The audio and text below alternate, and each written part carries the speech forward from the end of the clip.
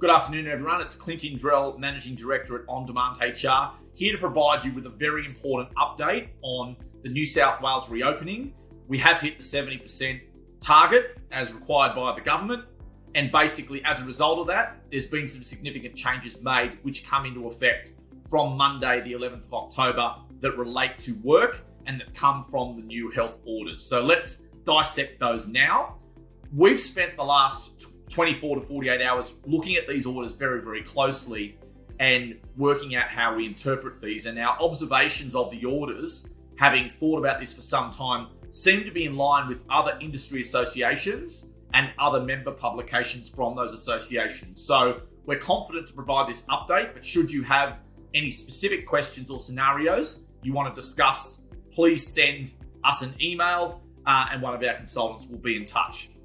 Let's talk first of all about the key changes. So the stay-at-home orders, New South Wales will no longer be subject to stay-at-home orders unless an area is made to be a new stay-at-home area in future amendments of the order, depending upon the situation. But right now, there's no stay-at-home orders as part of that in New South Wales. The LGAs of concern and the associated harsher restrictions, effectively, that has been removed, those provisions. And along with it, the authorised workers in LGAs. There is no longer the concept of authorised workers in LGAs, and the mandatory testing and vaccination requirement and permit requirements that go with it. So those things from Monday will no longer be applicable to those areas, and we'll talk about what that means a little bit later in this segment.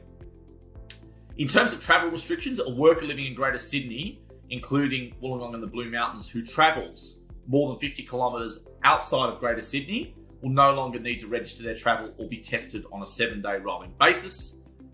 The construction industry will be back to work, irrespective of vaccination status. So that requirement has been removed, and there will be a requirement to continue to have a COVID safety plan in connection with that. There are a number of scenarios where masks will still be required, and we'll provide you with a list on the screen which goes through exactly what those are. A lot of it relates to indoor places. There is still a possibility of having an exemption, and that exemption would need to be carried for inspection should a police officer require it. So again, some key changes there on masks. In relation to employees returning to work, and this is where we've had many questions already about employees returning to the office, the premises, and trying to bring working from home arrangements to an end. Now, there's some mixed messages in this, but we've worked through the detail and this is what we can report. So, first of all, there are certain industries and sectors which do not permit unvaccinated adults at the moment. And those industries are high-risk premises, which include hospitality venues, entertainment facilities and places of worship, hairdressers and beauty salons, recreation facilities and indoors in particular, public swimming pools, information and education facilities, retail premises, but not critical retail premises. So that effectively means that not only members of the public, but the employees who work in these organisations will need to be vaccinated. However, it is likely that most of those restrictions will probably be removed around the 1st of December in line with the more general changes that will occur to the public health orders. So if you're a business that's not in one of those industries, then in order to determine whether your employees should return to your premises or office or not, it's useful to work through two key questions as per part 2.23 of the health orders.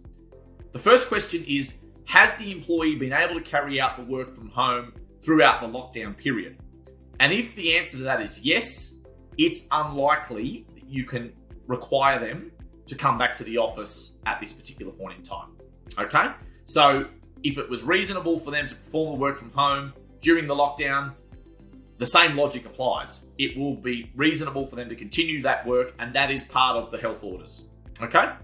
The second aspect is that if an employee was stood down and not able to work at all, regardless of vaccination status, because they weren't an authorised worker, then in most situations, it would be acceptable for them to return to work subject to the industry and sector list we just mentioned. So there's two aspects to that. The office people or admin people who have been able to work from home, and the people that have been stood down altogether. So important to understand that distinction.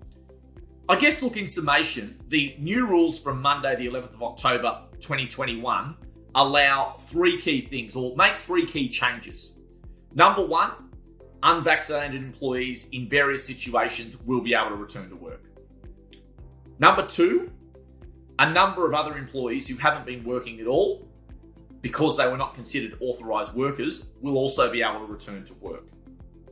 The third key point is that the rules don't really create increased scope for people to return to the office when they were able to work from home. Okay, so that's an important point. I know everyone's really keen to get people back into the office, but you're going to have to hold tight on that until most likely the 1st of December, where those things will be relaxed further and more at the discretion of the employer rather than being a requirement of the health orders. So look, we do understand that for many businesses, there are significant changes and challenges as we begin to transition towards living with COVID. And look, as a result, every business will need to take some time to absorb this update, the health orders, how their business will be impacted, how it will impact their customers, and make strategies and plans to go forward. On-Demand HR is here to certainly help through that planning. Obviously, today's update is the, if you like, the minimum of what the health orders require. And every business will have to come up with strategies as to what it wants to do going forward, having regard to all of the considerations and facts for their business, its customers, its employees, and all of those other considerations. So we look forward to hearing from you. And should you need any advice or guidance, please reach out to On-Demand HR. Once again, Clint Indrell, Managing Director. We look forward to hearing from you soon.